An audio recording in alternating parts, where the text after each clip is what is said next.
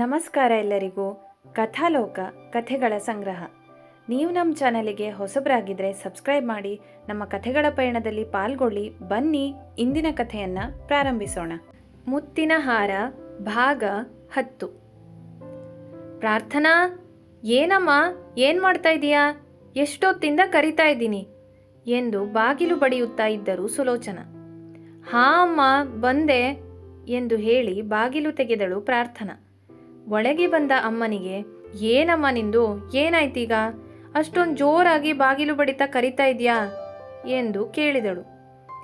ಅಲ್ಲ ಪ್ರಾರ್ಥನಾ, ಅಲ್ಲಿಂದ ಬಂದಾಗಿಂದ ನೋಡ್ತಾ ಇದ್ದೀನಿ. ರೂಮ್ ಒಳಗೆ ಹೋದವಳು ಹೊರಗೆ ಬಂದೇ ಇಲ್ಲ. ಏನಾಯ್ತು ನಿಂಗೆ? ಎಲ್ಲ ಸರಿ ಇದೆ ತಾನೇ? ಬಾ, ಇಲ್ಲಿ ಕೂತ್ಕೋ, ಮಾತಾಡೋಣ ಎನ್ನುತ್ತಾ ಅವಳನ್ನು ಹೊರಗೆ ಕರೆದುಕೊಂಡು ಹೋಗಿ ಶಿವಸ್ವಾಮಿಯನ್ನು ಕೂಡ ಕರೆದು ಆಗಿತ್ತು. ಪ್ರಾರ್ಥನಾಗೆ ಅಮ್ಮನಿಗೆ ಏನಾಯಿತು ಎಂದು ಆತಂಕ ಆಗಿತ್ತು. ಶಿವಸ್ವಾಮಿ, ಅಲ್ವೇ ಸುಲೋಚನ, ಏನು ನಿಂದು ಗೋಳು? 3 ಹೊತ್ತು ಏನೋ ಒಂದು ಯೋಚನೆ ಮಾಡ್ತಾ ಇರ್ತೀಯ, ಅಷ್ಟೇ ಅಲ್ಲದೆ ಅದನ್ನು ನಮಗೂ ಹೇಳಿ ಆತಂಕ ಹುಟ್ಟಿಸ್ತೀಯ ಎಂದರು. ಅಲ್ಲ ರೀ, ನಾನೇನು ಬೇಡದೇ ಇರೋದು ಯೋಚನೆ ಮಾಡ್ತಾ ಇಲ್ಲ. ನೋಡಿ, ಇವಳನ್ನು ಮದುವೆ ಫಿಕ್ಸ್ ಆದ ದಿನದಿಂದ ನೋಡ್ತಾ ಇದ್ದೀನಿ. ಮಧುಮಗಳ ಮುಖದ ಮೇಲಿರೋ ಕಳೆನೇ ಇಲ್ಲ. ಯಾವಾಗಲೂ ಏನೋ ಯೋಚನೆಯಲ್ಲಿರ್ತಾಳೆ, ಗಮನಿಸಿದ್ದೀರಾ? ನೀವೇ ಕೇಳಿ ಏನಂತ ನಿಮ್ಮ ಮುದ್ದಿನ ಮಗಳನ್ನ ಎಂದು ಸ್ವಲ್ಪ ಕೋಪದಲ್ಲಿಯೇ ಮಾತನಾಡಿದರು ಸುಲೋಚನ. ಶಿವಸ್ವಾಮಿಯೂ ಕೂಡ ಇದನ್ನು ಗಮನಿಸಿದ್ದರು. ಆದರೆ ಮಗಳು ಏನಾದರೂ ಇದ್ದರೆ ಹೇಳುತ್ತಾಳೆ ಎಂಬ ಭರವಸೆ ಇತ್ತು. ಆದ್ದರಿಂದ ಏನನ್ನು ಪ್ರಶ್ನೆ ಮಾಡಿರಲಿಲ್ಲ. ಈಗ ಸುಲೋಚನ ಬಂದು ಈ ರೀತಿ ಹೇಳುತ್ತಾ ಇರುವುದರಿಂದ ಒಂದು ಮಾತು ಕೇಳುವುದು ಸರಿ ಎಂದುಕೊಂಡು, ಏನಾಯ್ತಮ್ಮ ಪ್ರಾರ್ಥನಾ, ಏನು ಹೇಳ್ತಿದ್ದಾಳೆ ಇವಳು? ಏನಾದರೂ ಸಮಸ್ಯೆ ಇದ್ದರೆ ಮುಕ್ತವಾಗಿ ನೀನು ಹೇಳ್ಬೋದು, ಏನೂ ತೊಂದರೆ ಇಲ್ಲ. ಅಪ್ಪ, ಏನೂ ಇಲ್ಲಪ್ಪ, ಯಾವುದೇ ಟೆನ್ಷನ್ ಇಲ್ಲ. ಏನೋ ಒಂಥರ ಸ್ವಲ್ಪ ಕಸಿವಿಸಿ ಆಗ್ತಾ ಇದೆ ನನಗೆ. ಅದು ಸಹಜ ಅಲ್ವಾ? ಇಷ್ಟು ವರ್ಷ ನಿಮ್ಮ ಜೊತೆಗಿದ್ದು ಈಗ ಬೇರೆ ಮನೆಗೆ ಹೋಗಿ ಜೀವನ ಮಾಡಬೇಕು ಅಂದರೆ ಸ್ವಲ್ಪ ಕಷ್ಟನೇ ಅಪ್ಪ. ಅದು ಇವತ್ತು ಅಲ್ಲಿಗೆ ಹೋಗಿ ಬಂದನಲ್ಲ, ಸ್ವಲ್ಪ ಸುಸ್ತು ಕೂಡ ಆಗಿದೆ. ಅದೇ ಯೋಚನೆ ಮಾಡ್ತಾ ಇದ್ದೆ ಅಷ್ಟೇ, ಮತ್ತೇನೂ ಇಲ್ಲ. ಐ ಹೋಪ್ ಯು ಅಂಡರ್ಸ್ಟ್ಯಾಂಡ್ ಎಂದಳು ಪ್ರಾರ್ಥನಾ. ಗೊತ್ತಮ್ಮ, ನನಗೆ ಇದೆಲ್ಲ ಸಹಜ. ನೀನು ಯಾವುದೇ ಚಿಂತೆ ಮಾಡಬೇಡ. ಈ ಮನೆ ಯಾವಾಗಲೂ ನಿಂದೆ. ನೀನು ಯಾವಾಗ ಬೇಕಾದರೂ ಬಂದು ಎಷ್ಟು ದಿನ ಬೇಕಾದರೂ ಇಲ್ಲಿದ್ದು ಹೋಗ್ಬೋದು. ಮದುವೆ ಆಗಿದೆ ಅಂದ ಮಾತ್ರಕ್ಕೆ ನೀನು ಬೇರೆಯವ್ರ ಮನೆಗೆ ಸೇರಿದವಳು, ನಮ್ಮ ಮನೆಗೆ ಸಂಬಂಧನೇ ಇಲ್ಲ ಅಂತ ಏನಿಲ್ಲ. ಅದು ನಿಂಗೂ ಗೊತ್ತು. ನೀನು ಹೋಗಮ್ಮ, ನಿನ್ನ ಕೆಲಸ ನೋಡ್ಕೊ, ಇವಳ ಜೊತೆ ನಾನು ಮಾತಾಡ್ತೀನಿ ಎಂದು ಹೇಳಿ ಪ್ರಾರ್ಥನಾಳನ್ನು ಕಳುಹಿಸಿದರು ಶಿವಸ್ವಾಮಿ.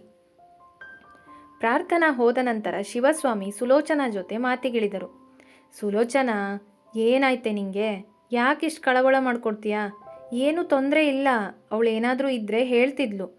ಅವಳು ಈ ಮದುವೆಗೆ ಒಪ್ಪಿದ ಮೇಲೇ ತಾನೇ ನಾವು ನಿರ್ಧಾರ ತಗೊಂಡಿದ್ದು. ಮತ್ತೇನು, ನಿಂಗೆ ಯಾಕಷ್ಟು ಚಿಂತೆ ಆಗ್ತಾ ಇದೆ ಎಂದು ಕೇಳಿದರು ಶಿವಸ್ವಾಮಿ. ರೀ, ಎಲ್ಲರೂ ಮದುವೆ ಆಗ್ತಾರೆ. ನಮ್ಮ ಕಾಲದಲ್ಲೆಲ್ಲ ನಮಗೆ ಮಾತಾಡೋಕ್ಕೂ ಅವಕಾಶ ಇರಲಿಲ್ಲ. ಈಗ ಇಷ್ಟೊಂದು ಕಾಲ ಬದಲಾಗಿದೆ. ಅವ್ರಿಗೆ ಬೇಕಾದ ರೀತಿಯಲ್ಲಿ ಮಾತಾಡಿಕೊಂಡು ಆರಾಮಾಗಿ ಇರಬಹುದು. ಆದರೂ ಇವಳು ಯಾಕೆ ಹೀಗಾಡ್ತಾ ಇದ್ದಾಳೆ? ಒಂಥರ ಟೆನ್ಷನ್ ಆಗುತ್ತೆ. ಇದೇ ಥರ ಇದ್ದರೆ ಮುಂದೇನು ಅಂತ. ಅಲ್ವೇ, ನಮ್ಮ ಕಾಲಕ್ಕೆ ನೀನು ತುಲನೆ ಮಾಡಿ ಮಾತಾಡೋಕ್ಕಾಗಲ್ಲ. ಈಗಿನ ಕಾಲದಲ್ಲಿ ಎಲ್ಲರೂ ಇದೇ ಥರ ಯೋಚನೆ ಮಾಡ್ತಾರೆ. ಅದರಲ್ಲೂ ನಮಗೆ ಅವಳೊಬ್ಬಳೇ ಮಗಳು. ನಮ್ಮ ಜೊತೆಗೆ ಇಷ್ಟು ವರ್ಷ ಇದ್ದು ಇನ್ನು ಮುಂದೆ ನಮ್ಮನ್ನೆಲ್ಲ ಬಿಟ್ಟು ಬೇರೆಯವ್ರ ಮನೆಗೆ ಹೋಗಿ ಇರಬೇಕಲ್ಲ ಅನ್ನೋ ಯೋಚನೆ ಬಂದೇ ಬರುತ್ತೆ. ಅದು ಸಹಜ ಕಣೆ, ನೀನು ಚಿಂತೆ ಮಾಡಬೇಡ ಎಂದು ಸಮಾಧಾನ ಮಾಡಿದರು ಶಿವಸ್ವಾಮಿ. ಏನೋ, ನೀವು ನಿಮ್ಮ ಮುದ್ದಿನ ಮಗಳು, ಏನಾದರೂ ಮಾಡ್ಕೊಳ್ಳಿ ಎಂದು ಹೇಳಿ ಸುಲೋಚನ ಅಲ್ಲಿಂದ ತೆರಳಿದರು. ಇತ್ತ ಪ್ರಾರ್ಥನಾ ಬಾಲ್ಕನಿಯಲ್ಲಿ ನಕ್ಷತ್ರಗಳನ್ನು ಎಣಿಸುತ್ತಾ ನಿಂತಿದ್ದಳು. ಪ್ರಾರ್ಥನಾಳಿಗೆ ಏನಾಗುತ್ತಿದೆ ಎನ್ನುವುದು ತಿಳಿಯುತ್ತಾ ಇರಲಿಲ್ಲ. ಈ ಮದುವೆಯಿಂದ ಅವಳೇನೂ ತುಂಬ ಖುಷಿಯಿಂದ ಇರಲಿಲ್ಲ ಎಂಬುದು ಅವಳಿಗೂ ಗೊತ್ತಿತ್ತು. ಆದರೆ ಅವಳಿಗೆ ಅಪ್ಪ ಅಮ್ಮನಿಗೆ ಬೇಜಾರು ಮಾಡುವುದು ಇಷ್ಟವಿರಲಿಲ್ಲ. ಹಾಗಂತ ಪ್ರೀತಿಸಿದವರನ್ನು ಬಿಟ್ಟು ಬೇರೆಯವರನ್ನ ಮದುವೆಯಾಗಿ ಬದುಕುವುದು ಸರಳ ಅಲ್ಲ ಅನ್ನೋದು ಕೂಡ ಅವಳಿಗೆ ಗೊತ್ತಿತ್ತು. ಆದರೆ ಯಾವ ವಿಷಯದಲ್ಲೂ ಅವಳಿಗೆ ಸರಿಯಾದ ಚಿತ್ರಣ ಇರಲಿಲ್ಲ. ಪ್ರಸಾದ್ ಜೊತೆ ಒಂದು ಬಾಂಧವ್ಯ ಬೆಳೆದಿದ್ದಂತೂ ಸತ್ಯ, ಅವನೆಡೆಗೆ ಆಕರ್ಷಿತಳಾಗಿದ್ದಂತೂ ಸತ್ಯ. ಆದರೆ ಅದನ್ನು ಹೇಳಲು ಅವಕಾಶವೇ ಸಿಗಲಿಲ್ಲ. ಮತ್ತು ಹೇಳಿದ್ದರೂ ಪ್ರಸಾದ್ಗೂ ಕೂಡ ಅದೇ ತರಹ ಭಾವನೆ ಇತ್ತಾ, ಇಲ್ವಾ, ಈಗಲೂ ಇದೆಯಾ? ಅವಳಿಗೆ ಒಂದೂ ಗೊತ್ತಿಲ್ಲ. ಆದ್ದರಿಂದ ಅವಳು ಅದೆಲ್ಲ ಒಂದು ಸುಂದರವಾದ ಕನಸು, ಅದನ್ನು ಮರೆತೋ ಅಥವಾ ಅದರ ನೆನಪಿನ ಜೊತೆಗೋ ಜೀವನ ನಡೆಸಬೇಕೆಂದು ನಿರ್ಧಾರ ಮಾಡಿ ಸಂದೀಪ್ನನ್ನು ಮದುವೆಯಾಗಲು ಒಪ್ಪಿದ್ದಳು. ಎಲ್ಲವನ್ನೂ ಅದು ಹೇಗೆ ಎದುರಿಸುತ್ತಾಳೆ ಎಂಬುದು ಅವಳಿಗೂ ಕೂಡ ಗೊತ್ತಿರಲಿಲ್ಲ. ಕೊನೆಯ ಬಾರಿ ಪ್ರಸಾದನ್ನು ನೋಡಿದ್ದು ಮಾತನಾಡಿಸಿದ್ದು ಅವಳಿಗೆ ಯಾವಾಗಲೂ ನೆನಪಾಗುತ್ತಿತ್ತು. ಅದನ್ನು ಮರೆಯಲು ಎಷ್ಟೇ ಪ್ರಯತ್ನಿಸಿದರೂ ಅದು ಈಗ ಇಲ್ಲೇ ನಡೆದಿದೆ ಎಂಬಂತೆ ಕಣ್ಣ ಮುಂದೆ ಬಂದು ಅವಳ ಕಣ್ಣಂಚಲಿ ಕಂಬನಿಯನ್ನು ತರಿಸುತ್ತಿತ್ತು. ಅವಳು ಯೋಚಿಸಿ ಯೋಚಿಸಿ ಗೊಂದಲಕ್ಕೀಡಾಗಿ ಮೌನವಾಗಿದ್ದಳು. ಎಲ್ಲ ವಿಷಯವನ್ನು ಅಪ್ಪನಿಗೆ ಹೇಳಿಬಿಡಲೆ ಅಥವಾ ಸಂದೀಪ್ಗೆ ಹೇಳಲು ಯೋಚಿಸಿದರೆ ಹೇಳುವುದಕ್ಕೆ ಏನೂ ಇಲ್ಲ.